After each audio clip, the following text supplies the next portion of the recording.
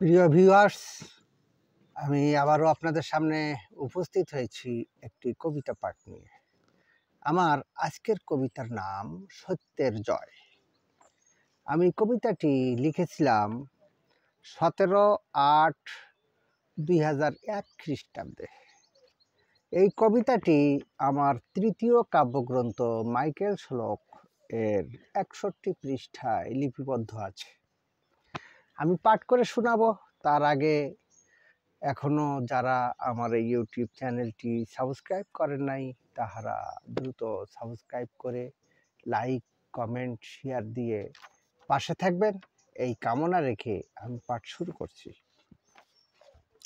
সত্য সাক্ষ্যে উচিত বিচার, মিথ্যা সাক্ষ্যে ভুল বিচার।